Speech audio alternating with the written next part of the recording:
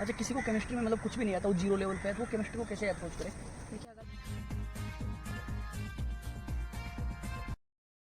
Hello प्यारे future doctors, मैं हूँ लोकेश मीना और मेरे साथ है मेरी दोस्त। हेलो फ्यूचर डॉक्टर्स, मैं Himadri Mohanty second year MBBS student.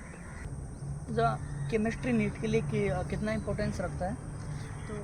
जैसा कि आप जानते हैं कि केमिस्ट्री 180 मार्क्स होल्ड करता है आउट ऑफ 720, और ये आप जितना मतलब हो सके आप उसमें हाई स्कोर कर सकते हैं, बिकॉज केमिस्ट्री एक स्कोरिंग सब्जेक्ट है। बिकॉज इनऑर्गेनिक ऑर्गेनिक इसमें आप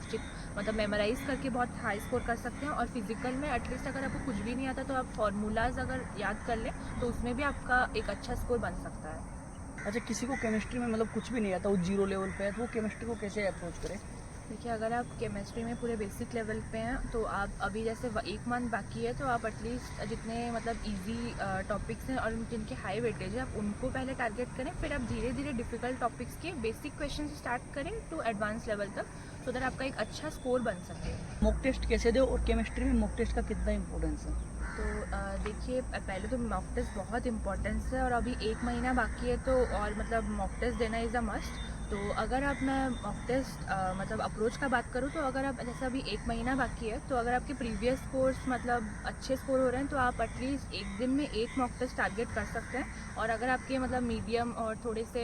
लो स्कोर हो रहे हैं तो आप एटलीस्ट ट्राई करें एक वीक में एक दो मॉक टेस्ट दे दें, जितना हो सके आप दें। स्कोर पे टारगेट मत, स्कोर पे फोकस मत कीजिए, जितना हो सके आप क्वेश्चन प्रैक्टिस करें, मॉक टेस्ट दें, तो अगर आपको आपका सिली मिस्टेक कहाँ हो रहा है, आपके वीक एरियाज़ कहाँ हैं, वो आपको पता चलेगा। जनरली बच्चों की क्या दिक्कत होती है कि वो मॉक टेस्ट देते हैं, लेकिन मॉक टेस्ट दे रहे हैं लेकिन उनके नंबर नहीं बढ़ रहे, तो उनको क्या डिप्रेशन जैसा फील होता है, तो उसके लिए वो क्या करें? तो देखिए मॉक टेस्ट मेरे को पता है कि मतलब अगर आपके मार्क्स कम आ रहे हैं तो डिमोटिवेटिंग लगता है, लेकिन आप फिर भी मार्क्स पे फोकस ना करके आप मॉक टेस्ट दीजिए, सो दैट आपको पता चले कि आपके वीक एरियाज़ क्या हैं, आपके सिली मिस्टेक्स रिड्यूस होंगे, और मतलब जितना हो सके आप उतना दीजिए। मार्क्स ग्रेजुअली बढ़ते जाएंगे, और अभी एक महीना बाकी है तो आप अगर टाइम लिमिट सेट करके मॉक टेस्ट देंगे तो आपको नीट में भी टाइम का कोई मतलब प्रॉब्लम नहीं होगा उस हिसाब से। अभी अधिकतर लोग ऑनलाइन से कोचिंग कर रहे हैं, तो वो ऑनलाइन टेस्ट देते हैं, तो मतलब ऑनलाइन और ऑफलाइन में कौन सा पेपर देना अच्छा रहेगा, कौन सा मॉक टेस्ट? तो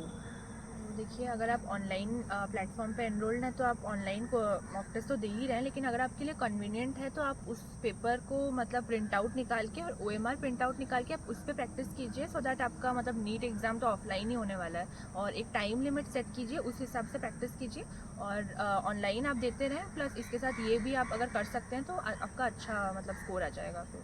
अच्छा, तो फिजिकल केमिस्ट्री को लास्ट मंथ में कैसे अप्रोच करें कि नीट में अच्छा स्कोर हासिल है? तो फिज़िकल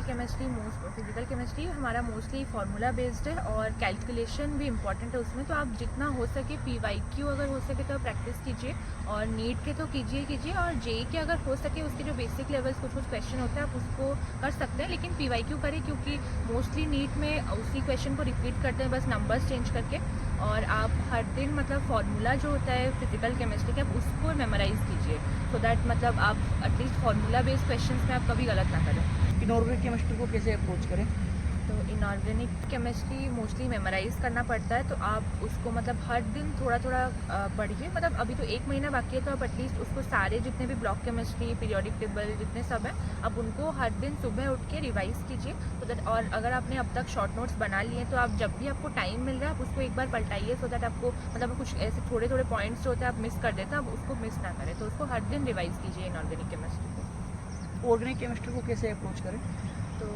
ऑर्गेनिक केमिस्ट्री आप जैसे आपका बेसिक स्ट्रॉन्ग होना चाहिए, अगर आपका अब तक मतलब स्ट्रॉन्ग नहीं है तो आप अभी यूट्यूब पे वन शॉट वीडियोस अवेलेबल हैं GOC की, आप उसको देखिए, आपका बेसिक पहले स्ट्रॉन्ग कीजिए, और मतलब जितने नेमिंग रिएक्शंस हैं आप उनको मेमोराइज कर लीजिए अच्छे से, उनके रिएजेंट्स और उनके जो भी हैं प्रोडक्ट्स वो सब याद कर लीजिए अच्छे से, और आप देखेंगे NCERT के लास्ट क्वेश्चन एक होते हैं कन्वर्जन क्वेश्चन, आपका जितना हो सके आप उनको प्रैक्टिस कीजिए, तो अगर आपके मतलब ऑर्गेनिक उससे स्ट्रॉन्ग होगा, प्लस आपको रिएक्शंस याद रह जाएंगे, तो वो बेटर रहेगा आपके लिए। और आप अंत में क्या टिप्स देना चाहोगे? तो लास्टली तो आप जितना हो सके PYQ प्रैक्टिस कीजिए अभी, और मॉक टेस्ट जितना हो सके दीजिए, सो दैट आपको आपका वीक एरिया आपके मतलब सिली मिस्टेक्स रिड्यूस होंगे, कैलकुलेशन एरर्स रिड्यूस होंगे, और मार्क्स से डिमोटिवेट मत होइए, मार्क्स ग्रेजुअली बढ़ेंगे और नीट में अच्छा स्कोर हो जाएगा। तो और जितना हो सके, जैसे मैंने बोला, इंडिविजुअली आप फिजिकल के फार्मूलाज अच्छे से कर लीजिए, इनऑर्गेनिक अच्छे से मतलब जितनी भी बेसिक ब्लॉक केमिस्ट्री उसको मेमोराइज कर लीजिए, और ऑर्गेनिक केमिस्ट्री आप मतलब वही नेम रिएक्शंस वगैरह प्रैक्टिस करें और कन्वर्जन क्वेश्चन प्रैक्टिस करें। और अगर आपके मतलब अब अच्छे मार्क्स नहीं आ रहे, आपको एक अच्छा स्कोर, बेसिक स्कोर बनाना है, तो आप इजी हाई वेटेज वाले टॉपिक्स को टारगेट करें, सो दैट आपका एक अच्छा स्कोर हो जाए और मतलब बैलेंस हो जाए तीनों सब्जेक्ट्स आपके हिसाब से। तो जो जो इन्होंने बताया उनको आप अच्छे से फॉलो कीजिए और डिसिप्लिन के साथ पढ़ाई कीजिए, और एक चीज़ है जो कि निरंतरता रखिए, और आप अच्छे से पढ़ोगे तो 1 महीने की बात है तो आप भी मेडिको बन जाओगे हमारी तरह, और MBBS लाइफ का मजा लोगे। एक अलग ही लाइफ है वो देखने को मिलेगी आपको। नीट के लिए ऑल द बेस्ट।